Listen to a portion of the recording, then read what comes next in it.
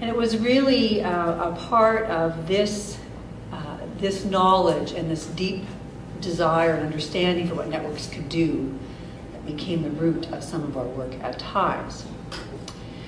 We were particularly informed during our time when we were seconded and working with the Foundation, and Catherine Pearson particularly, looking at what in those days we were calling social innovation and sustainability. And underneath that question was really, how do we take these ideas, these innovations that you all represent, and get them to a place where they have impact and durability and scale? Al and I had the opportunity to travel across Canada to look at amazing change makers, consider how other movements had affected change.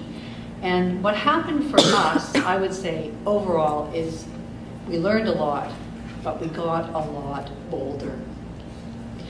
And we started to ask this question that you see up in front of you, which is, how can the processes and values of the plan become part of the water supply? And how can alterations of practice and policy and funding contribute to structural change?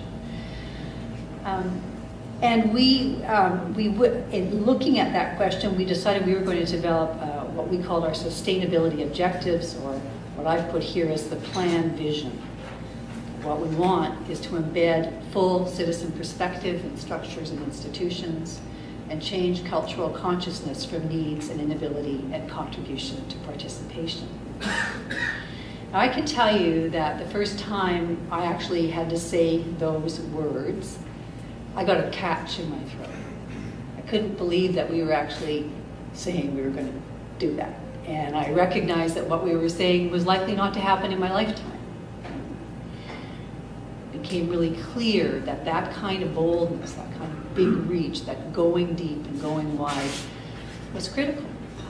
We were at that point in our work at a place where we had several replications of plan, but we had no sense of security that what we were doing was really durable.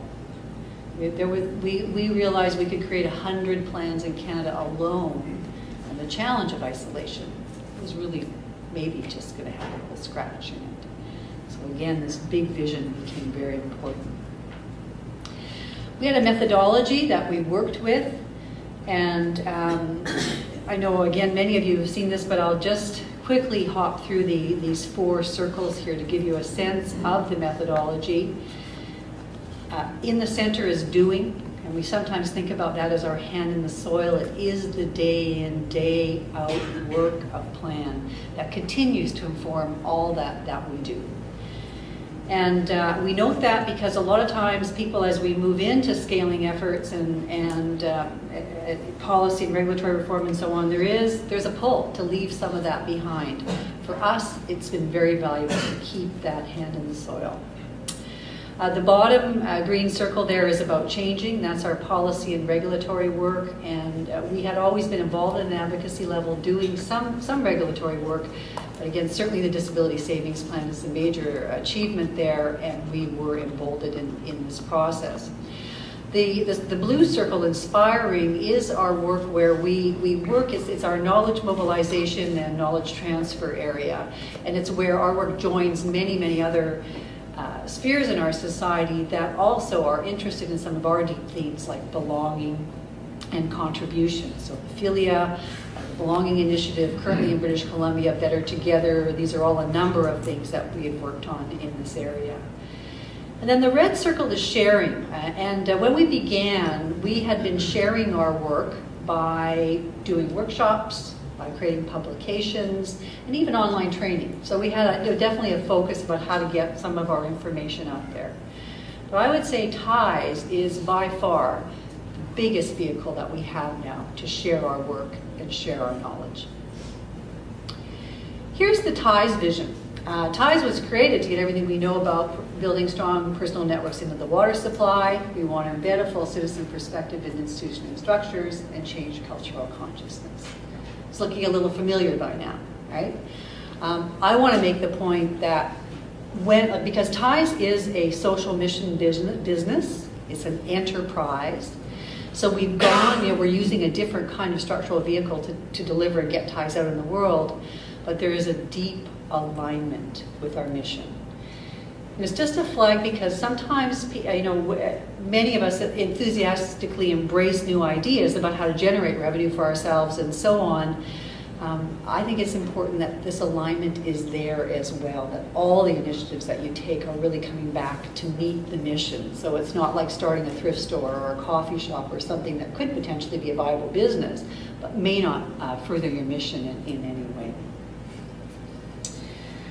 So that's one piece of alignment, and I hope that you also got this sense about why this work is so important to us, about getting the particular knowledge related to personal networks and how to address isolation into the world. Because here's the context that we have arrived in with Tyze. While we began thinking about people with disabilities, here you look at some of these statistics. 3.3 million Canadians have some kind of disability. So we just started really in the developmental disability field, but the news is for all of us, if we live long enough, we're going to have a disability. So those lines are actually blurring quite significantly in lots of policy and regulatory arenas. The number of seniors in Canada is projected to increase by 4.2 million to 9.8 in the next couple of decades. 25% of Canadian seniors live alone. This is a completely unprecedented figure, and it's a growing one. So, for example, in San Francisco, the figures of seniors are people who are 60 and older. 40% of them live alone. These numbers are also existing in other countries, and there's a growth there. And part of it's interesting is because of our affluence. It's never been possible before, but we're now at the vulnerability to isolation has grown.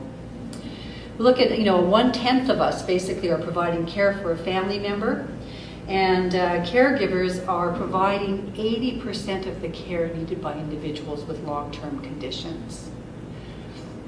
And then lastly, as part of the context we've arrived in 10 years, there'll be 30% fewer civil servants. This is a British Columbia stat, but it's happening in other countries and will happen across the country. What this means, just in a general sense, or what it's symbolic of, is that there's actually not going to be enough professionals anyway to provide the care that's needed. So all of these are the context, the need into which Tyze has fallen. Backing up, and as the next piece, so we know we have the need. The other thing is that there's this real body of knowledge in terms of the social determinants of health. So there's recognition, and the jury it's not out anymore, it's clear. Social networks are a determinant of health. When we have social connections, we live longer, we get sick less often. And not only are they related to health outcomes, they're related to academic outcomes, they're related to employment outcomes, right? They're related to our personal safety. These are all relevant, I think. They're particularly relevant, of course, to Tyze when we're talking about addressing isolation. But for us, it points that very often the intractable part of the social issue is the isolation of an individual or the nature of the connections of their network. I use this last stat because I think it's an interesting one, that the health effects of isolation are more hazardous than smoking. So just imagine if we put as much effort and conscious thought into carrying connections with one another as we did into our anti-smoking campaigns to contribute to better health outcomes. So the need's immense, the knowledge is there in terms of that social networks are an effective solution, or are an effective contributor to health. And then there's a know-how piece there. And that's really the experience that we bring from Plan. What we have is a practical and proven process. Our experience has taught us that resilient networks are inviting and hospitable. They've got intention and purpose. They find ways for everybody to contribute. And they have a connector who takes the lead on organizing the network. Tyze was really built on these principles. And this is another this is the way that we have, if you will, codified our knowledge, both obviously technologically, but here we've distilled it to some very core elements and combined it with the technology to create Tyze as the vehicle to get it out into the world. Let me take you inside Tyze so you get a little bit of a sense of what it looks like.